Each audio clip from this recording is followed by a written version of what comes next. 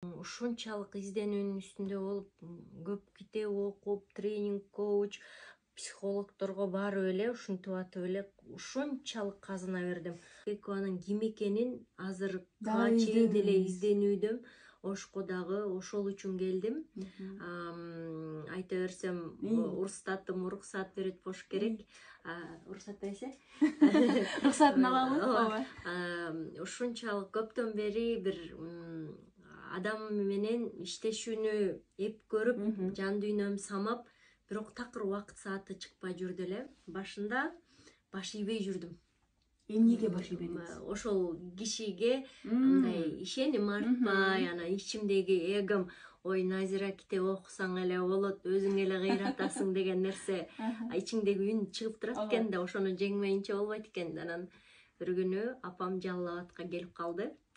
Анан бул байке менен дайыма телефон аркылуу сүйлөшүп турат элек. Анан байкеге айттым, апам Жалал Абадка келди десе, макул, мен карап коем, сен камсанаба, апаң менин колумда деди.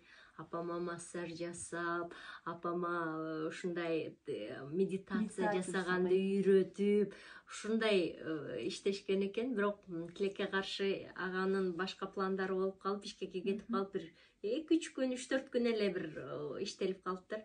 Анан апам Жалал Абадтан 10 күн жүрүп, анан келгенден кийин, негизи санаторийде болчу да.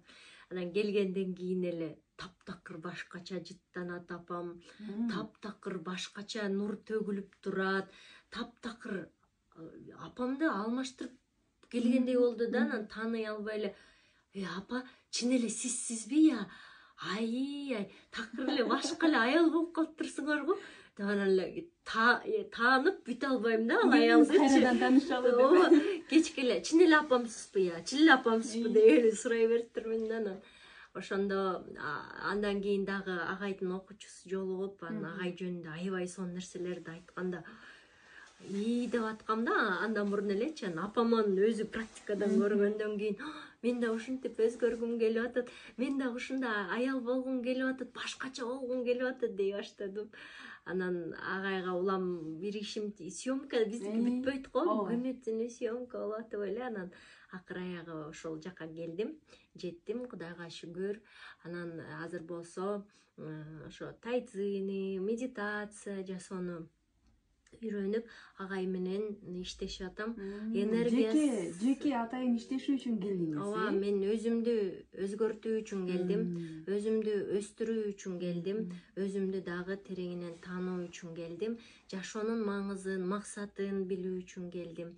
Анан негизи адам баласы өтө текебер келет экен да, эгосу чоң болот экен. Анан мен деп эле кыйын болуп эле көчтү кагып, мен жалгыз өзүм кыйратам дей берет экенбиз.